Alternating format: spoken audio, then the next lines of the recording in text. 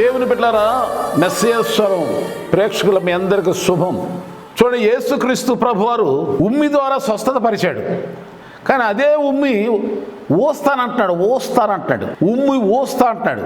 స్వస్థత కోసం ఉమ్మి ఉపయోగించిన దేవుడు ఊస్తానంటే ఇది ఎవరి కోసం వస్తానంటున్నాడు? ప్రకటన గ్రంథంలో 3:16 చూస్తే, నువ్వు వెచ్చగానైనా ఉండు, చల్లగానైనా ఉండు, నులివెచ్చగా ఉన్నావు అనుకో ఉమ్మి వస్తా అంటాడు.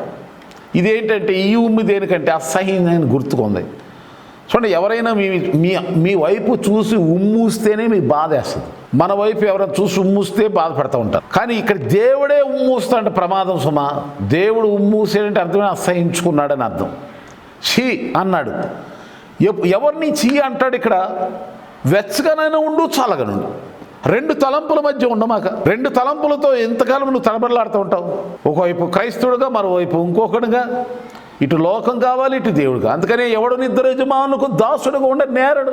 క్రైస్తవులు అయి ఉంటారు, చర్చికి రారు, దేవునికి భయం ఉండదు, వాక్యానుసారం జీవితం ఉండదు, దేవునికి లోబడరు, సేవకులు మాటల్లోకి విధేయులు ఉండరు. చూడండి, అలాంటి వారిపైన దేవుడే ఉమ్ము వస్తాడు. ఆయన ఎప్పుడు వస్తాడో నీకు తెలియదు. కనుక బలంగా ఉన్నాం, బాగా ఉన్నాం, తెలివితేటతో ఉన్నాం, నెమ్మదిగా ఉన్నాం, సుఖంగా ఉన్నాము అని మయమర్చి జీవించమాక దేవుని కొరకు నువ్వు వేడిగా అంటే మంట కలిగి ఉండు. వాక్యపు మంటతో, ప్రార్థన మంటతో, ఆత్మీయ పరిశుద్ధాత్మ మంటతో, సంఘ సహవాసం అనేటువంటి ఒక ఆత్మీయమైనటువంటి వెలుగులో నడుచుకో. ఈ వెలుగులో లేకుండా, ఈ అగ్నిలో లేకుండా, దేవుని యొక్క ఆ మహిమగలటువంటి తేజస్సులో లేకుండా, తేజోమయుడైనటువంటి జ్యోతిర్మయుడైన దేవుని వెలుగులో లేకుండా, ఆ అగ్ని చేత పరిశుద్ధాత్మ అగ్నికి నడిపించబడకుండా మరి నువ్వు కానీ ఇటు సగం అటు సగం, అటు సగం ఇటు సగం, భక్తిలో సగం, లోకంలో సగం. కనుక అటు ఇటుగా ఎవరైనా ఉన్నారా? మీ జీవితం ఎటు కాకుండా అయిపోద్దమ్మా. అయ్యా, పోగొట్టుకోవడమాకండి. క్రైస్తవుడిగా జీవించు, దేవుని కొరకు జీవించు, నమ్మకంగా ఉండు, జీవ కిరీటాన్ని దేవుడికి ఇస్తాడు.